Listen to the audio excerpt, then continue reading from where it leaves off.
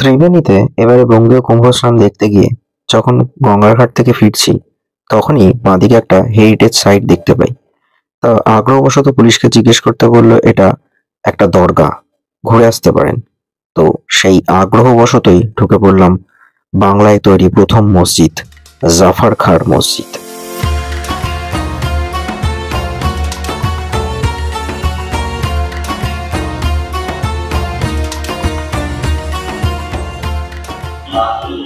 তো ঘুরতে ঘুরতে একটা দরগাতে চলে এসেছি। এটা দরগা অফ জাফর খান গাজী।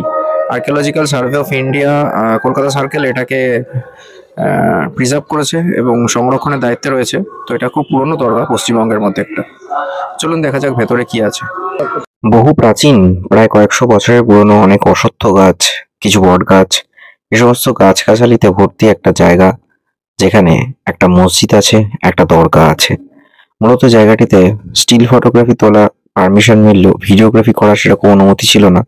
অতি কষ্টে কয়েকটা জায়গা থেকে তুলেছি, যেগুলো আপনাদের সামনে দেখাচ্ছি। এই মসজিদটি মূলত একটি মন্দিরের ওপর তৈরি করা হয়েছে। এবার আসি এই ত্রিবেণীর ডিটেলস সম্বন্ধে।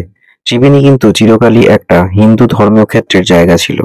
সেখানে এই মসজিদটি তৈরি করা হয় 1298 সালে এবং ঘটনাচক্রে 1298 সালের পরই ত্রিবেণীতে বঙ্গীয় কুম্ভ মেলা বন্ধ হয়ে যায়।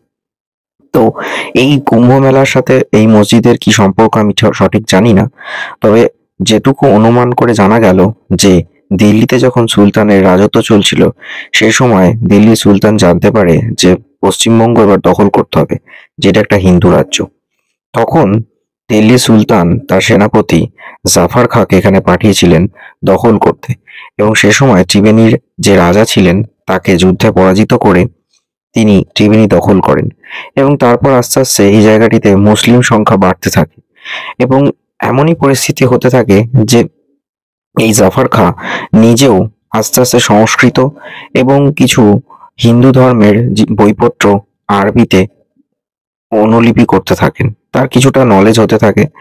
তো এই জাফর খাঁ কিন্তু যথেষ্টই নৃশংসভাবে কিছু মানুষজনের উপর হত্যা করেছিল এবং এইখানে যে হিন্দু মন্দিরটি ছিল, যেখানে পুরোনো দিনের বহু লিপি রয়েছে, সংস্কৃতে অনেক লেখা পাওয়া গেছে, সেগুলোর বিভিন্ন দেবদেবীর মুখ কাটা ছিল বা টেরাকোটার কাজ দেখতে পাওয়া যায়। সেখানে দেবদেবীদের মুখ তিনি কেটে সেগুলোকে উল্টো করে গেঁথে এই মসজিদটি তৈরি করেছিলেন, মূলত ইসলাম ধর্ম প্রচারের জন্য। এবং এই মসজিদে 10টি গম্বুজ ছিল, তাই এটিকে বলা হয় গম্বুজ মসজিদ।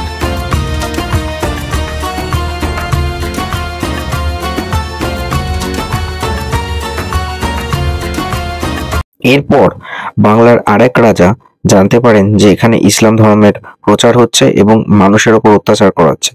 তখন তিনি এই জাফর খাঁর এগেনস্টে বা তার উপর হামলা করেন এবং যুদ্ধ হয়, তাতে জাফর খাঁ মারা যান এবং জাফর খাঁ মারা যাওয়ার পর সম্ভবত যা জানা যায় 1315 সালে তার সমাধি দেওয়া হয় এই মসজিদে। তখন এটা দরগায় পরিণত হয়। মূলত মসজিদ হয় যেখানে প্রার্থনা করার জন্য, আর দরগা হচ্ছে যেখানে সেই মসজিদ যিনি নির্মাণ করছেন বা সুফি পাঠ যিনি দিচ্ছেন তার মৃতদেহ যেখানে শায়িত থাকে, তখন সেটাকে দরগা বলা হয়।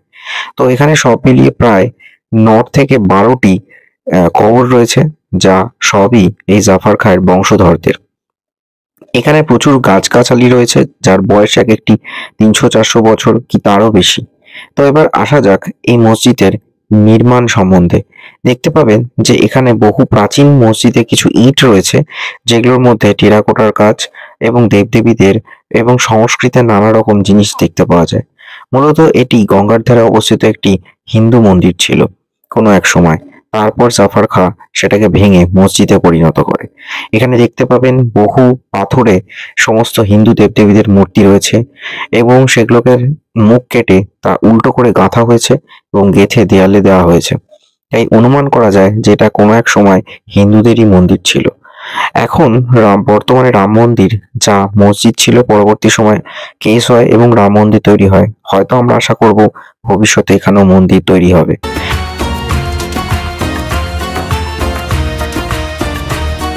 মসজিদের যে স্ট্রাকচার খুবই প্রাচীন এবং এত সুন্দর ডিজাইন করা রয়েছে যা এখনো অক্ষত রয়েছে। প্রায় 700 বছর ধরে একই রকম ভাবে মসজিদটি পড়ে আছে। এবং এটা এখন বর্তমানে archaeological society of India maintenance করছে। মানুষজন আসেন, মূলত ঈদের সময় বহু ভিড় হয়। ওই চত্বরে বলা চলে বাংলার এটি একমাত্র প্রাচীন এবং প্রথম মসজিদ। তাই এটা নিয়ে একটা মানুষের মধ্যে মিথ তো রয়েছে যে হিন্দু আর মুসলিমকে মিলন ক্ষেত্র হিসেবে ধরা হয় এই মসজিদটিকে। পর যেটা জানা যায়, জাফর খাঁর ছেলে আইরিন খান পুনরায় আবার বাংলার রাজাদের ওপর হামলা করেন এবং তাকে মেরে ফেলেন। তারপর সেই রাজার মেয়েকে ধর্মান্তরিত করে পুনরায় তাকে বিবাহ করেন এবং এইভাবে তাদের ইসলাম ধর্মের প্রচার বাড়াতে থাকেন। অবশ্য পরবর্তী সময়ে যেটা জানা যায় যে এখানে আইরিন খান, আরো তার রহিম খান এবং সব মিলিয়ে মোট ৩ ছেলে এবং তার স্ত্রী এবং তাদের পুত্রবধূদের আহ এখানে সমাধি রয়েছে। তো এই একটি মসজিদ এবং দরগা যেখানে এখনো মানুষজন আসেন, এবং এই দরগাটি দেখতে পাচ্ছেন ছাদ নেই, সারা বছর এরকম ওপরটা খোলা থাকে, বৃষ্টিতে হয়তো কিছুটা ভেজা যায়।